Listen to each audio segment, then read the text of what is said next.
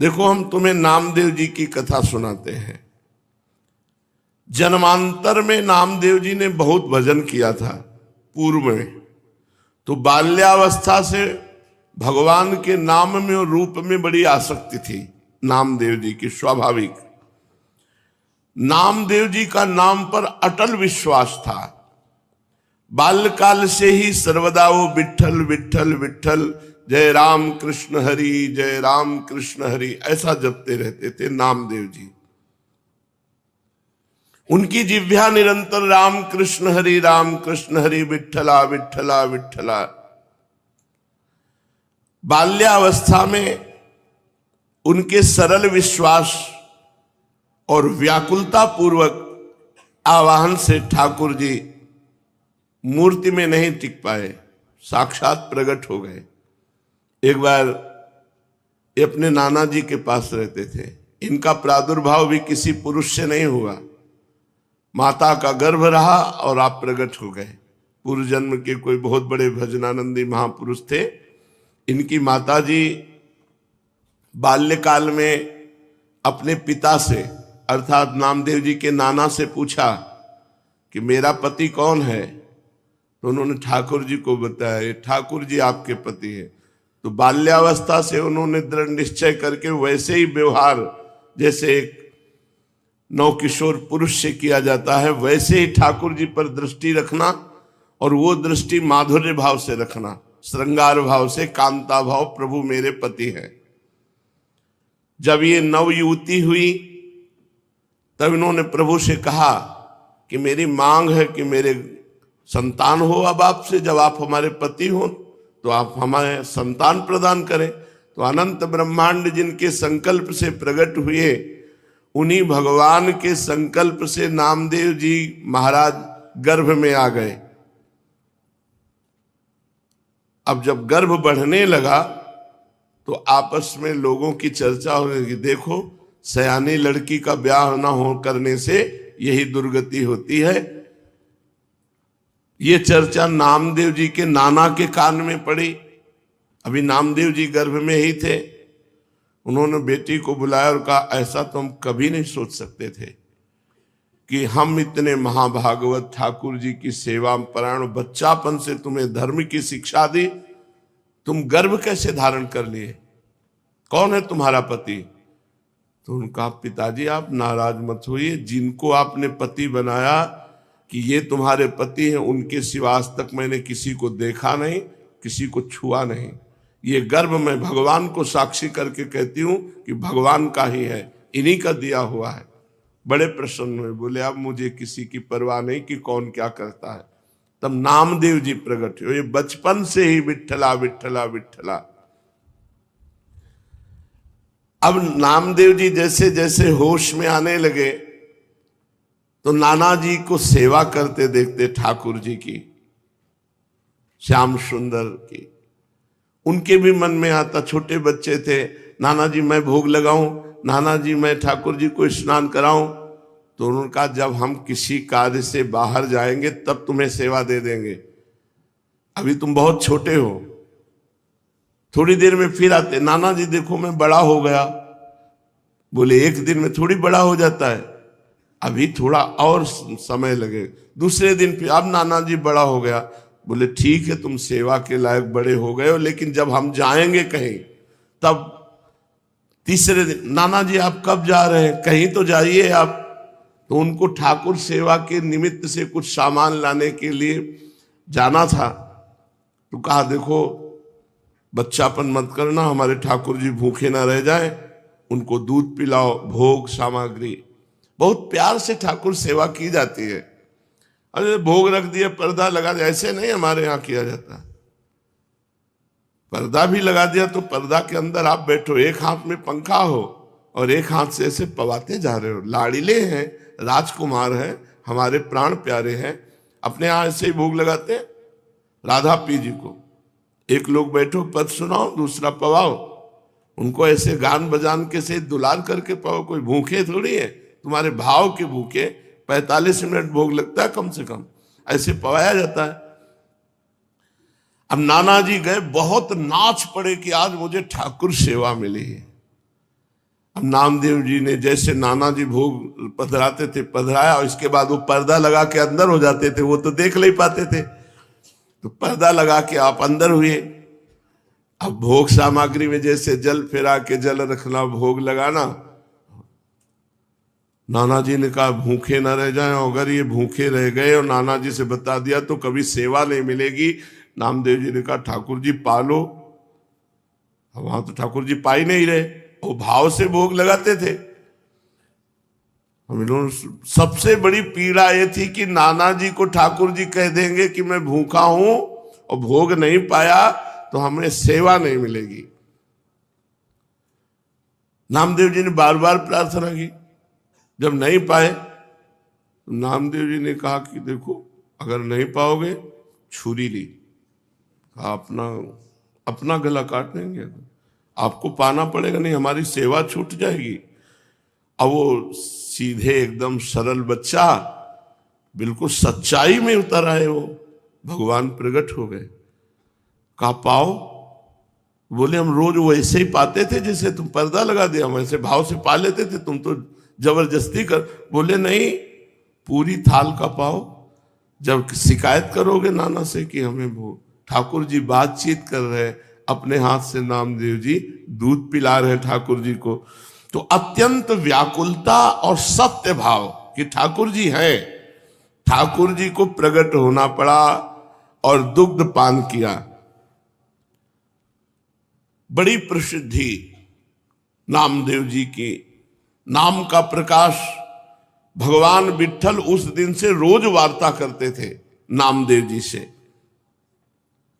एक बार काशी आदि तीर्थों की यात्रा करके निवृत्तिनाथ, ज्ञानेश्वर, सोपानदेव, मुक्ताबाई, नामदेव और गोरा कुम्हार जी के घर ये सब बड़े बड़े संत बैठे हुए थे। समस्त साधुजन गोरा कुम्हार भी बड़ी ऊंची के स्थिति के महात्मा थे, तो उनके यहाँ एक थापी पड़ी हुई थी जिससे मटकी को गोल किया जाता है। मुक्ताबाई ने ऐसे थापी उठाई और गोरा कुम्हार से कहा चाचा जी ये क्या वस्तु है? गोरा कुम्हार जी ने कहा ये थापी है। मुक्ताबाई ने कहा ये किस काम में आती है?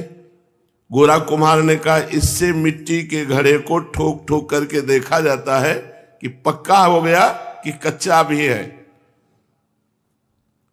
मुक्ताबाई ने कहा अच्छा, इससे देख करके पता चलता है पीट करके कि घड़ा पक्का है या कच्चा?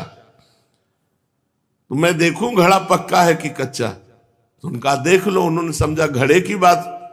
उन्होंने ज्ञानदेव, सोपानदेव, एकनाथ जी, बड़े बड़े भक्त जो बैठे थे सब कैसे थापी मारी, कोई नहीं बोला। जब नामदेव जी के थापी मारी तो उन्होंने कहा ये क्या है, ये क्या खिलवाड़ कर रहे, सर पे थापी मार। बोले चाचा ये घड़ा कच्चा है। ये बोल पड़ा ये घड़ा कच्चा है, तो सब संत हंस दिए और गोरा कुम्हार जी भी हंस दिए और कहा अच्छी बात है, कच्चे है नामदेव।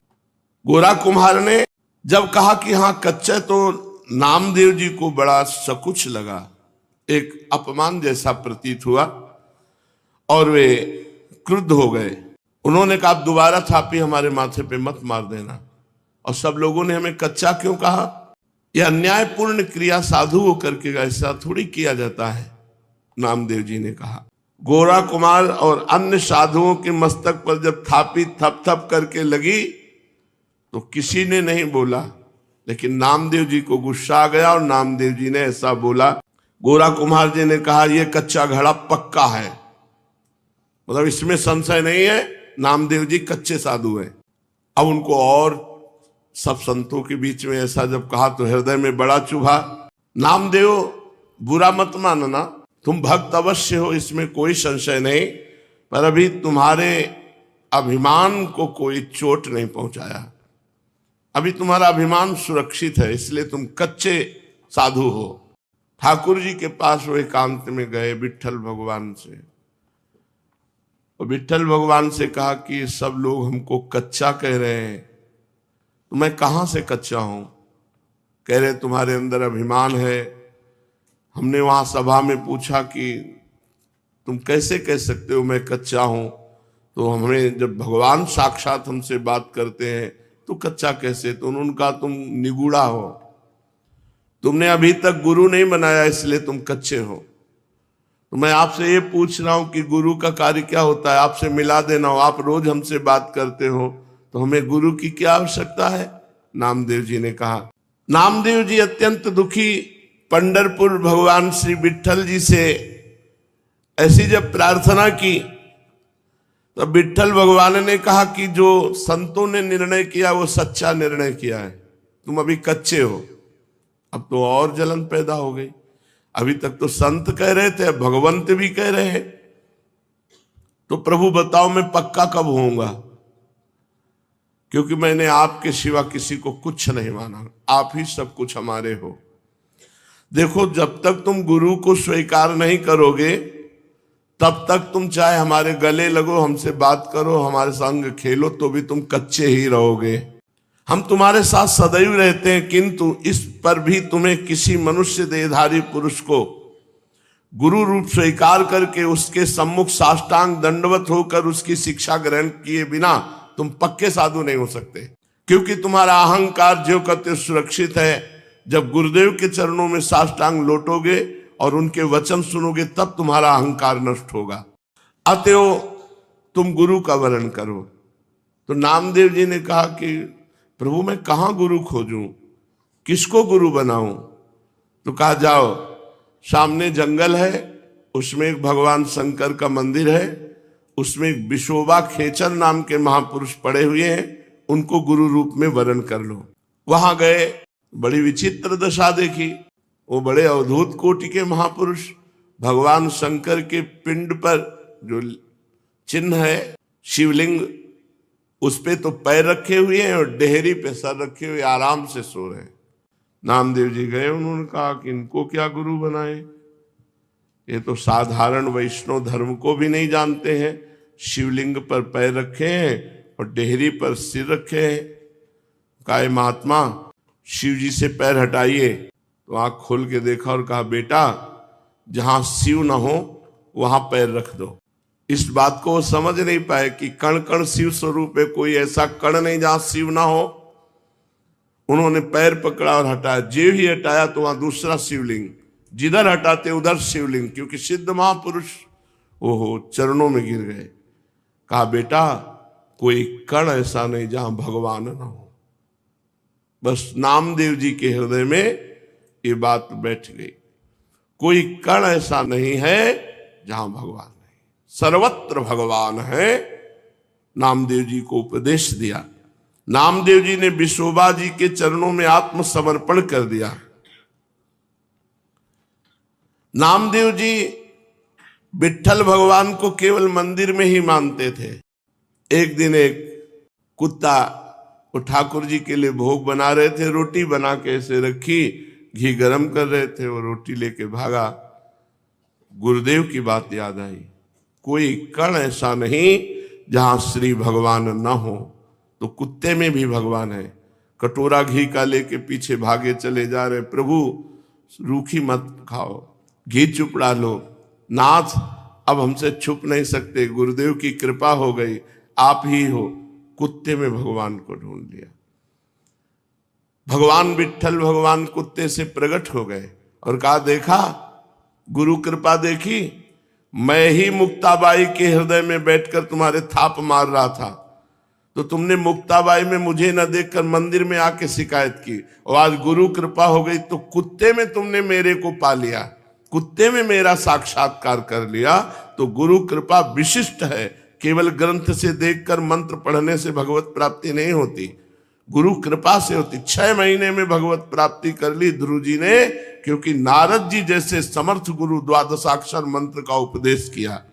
पांडुरंगा के आदेश से नामदेव जी सिद्ध महापुरुष हो गए, सर्वत्र भगवान का। एक बार भूत प्रकट हुआ तो उसमें कहा जय हो लंबकनाथ, बहुत लंबा चौड़ा भूत, उसमें विट्ठल भगवान को देख लिया।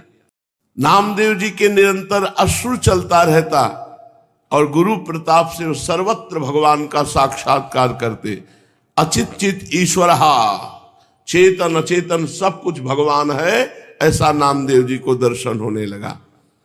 व्यास, पाराशर आदि महर्षि गण ने चेतन अचेतन सब कुछ भगवत स्वरूप लिखा, भगवत स्वरूप देखा। इसलिए नित्य गुरु की आज्ञा में रहे, प्रकृति अविकृति विश्वयोनि शुभा नाना वर्णात्मिका अजा त्रिगुण सुनिलया अव्यक्ता निर्व्यापारः परार्था महन्मितसु, ऐसी दिव्य माया शक्तियों का पार पाकर वो परम पद का अधिकारी होता है जो गुरुदेव के चरणों का आश्रय ले लेता है। इस प्रकार चेतन अचेतन में सर्वत्र भगवत दर्शन कराने की सामर्थ्य केवल गुरुदेव में है। केवल मंत्र जपने से नहीं होगा कि तुम किसी किताब पुस्तक ग्रंथ से मंत्र ले लो और उसी से जपो और भगवान की प्राप्ति हो जाएगी। हमको ऐसे गुरु की जरूरत है जो आकार रूप धारण करके हमारे सामने हमको उपदेश करें, हमको डांटे, हमको दुलार करें, जिससे हम माया मुक्त हो जाएं। शिष्यस्य तद्दिनम देवी कोटि सूर्य ग्रहे समः चंद्र ग्रहण कालम ही तद्दिनम वरवर्णिनी गुरोर दर्शन मात्रेण सर्व पापै प्रमुच्यते तत्क्षणात् चलापांगी दानम कुर्याद् विचक्षयाः।